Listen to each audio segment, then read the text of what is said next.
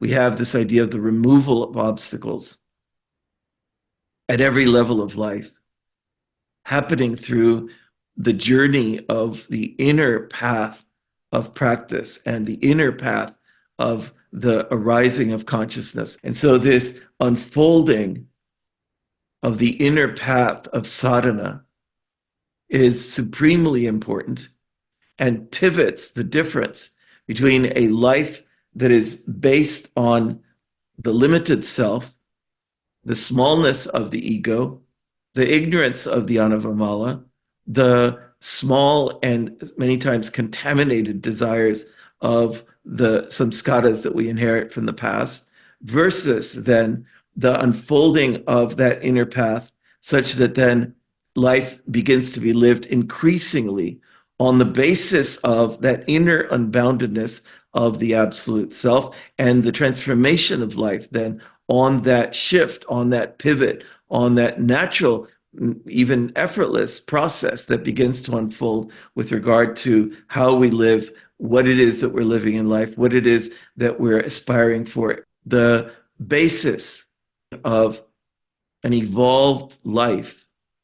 a life that is increasingly based on the unboundedness of the self, on the burgeoning presence of the increasing benevolence of the highest expression of the Mahashakti, on the removal of limited perspectives, contracted circumstances, all of that cleanup work that we're doing, all of that removal, all of that purification that then contributes to this notion of how it is that there is this increasingly surging presence of that aliveness and vitality and hyper intelligence and extraordinarily sublime love bliss of the absolute infusing itself into our moment by moment awareness. And that on that basis, then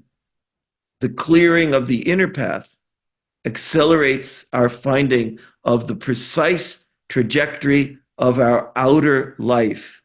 what it is that we're going to do in this world, what it is that we're going to offer, what it is that we're going to know, what it is that we're going to intend,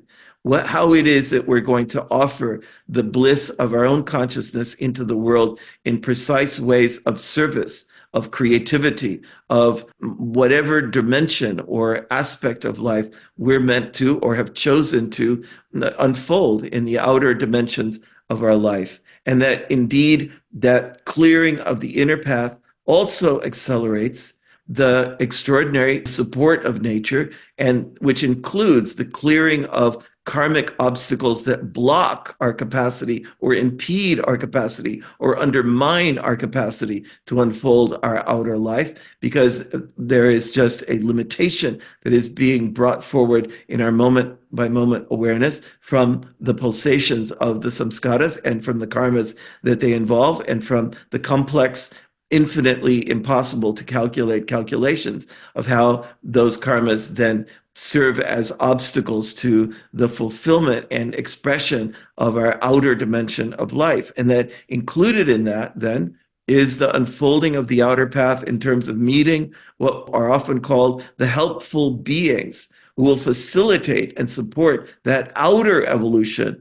of our life, of what we're destined to accomplish, of dimensions that we're supposed to offer into the world in any possible dimension of life. There is this incredible relationship between the inner burgeoning of consciousness and the outer unfolding of the dimension of our life. It is absolutely cause and effect in that way, even if it's something that's very difficult for us to see in a linear or limited sort of way. It's just an extraordinary understanding. It's so important for us to contemplate and to revisit and to really understand. And that there are these two different dimensions in a certain sense. Is one, we say, the path of sadhana. In the silence, in the depth, in the going into the absolute, in the going into the transcendental self, then not only are we unfolding the inner path and removing the obstacles in the rising toward higher and higher states of enlightenment, but because we are practicing on the householder path, we are also accruing to ourselves and summoning to ourselves all those different dimensions by means of which then we will experience the the evolving growth of our life on the outside, and that then in that way there will be this growth and expansion and fulfillment, and also just extraordinary development and development of capacities and development of arenas of specific service in many different dimensions. And they are infinite numbers of dimensions of life, that each one of which, any of which, will be improved and supported and even made possible by the fact that we have this capacity to turn so deep inside ourselves and then experience how it is that life begins to offer opportunities,